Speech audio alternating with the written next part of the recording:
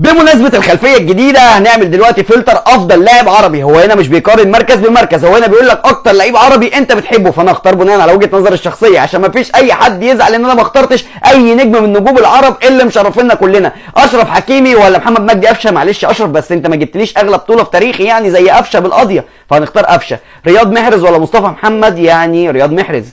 صلاح ولا ياسين بونو؟ ياسين بونو حارس مرمى كبير بس هنختار ابو صلاح. انا بحب تريزيجيه قوي بصراحه، بحب الواد تريزيجيه، بحسه غلبان كده وطيب. قفشه ولا محمد صلاح؟ يعني صعب الصراحه، يعني هو محمد مجدي قفشه جاب لنا بطوله غاليه جدا بس صلاح فخر العرب.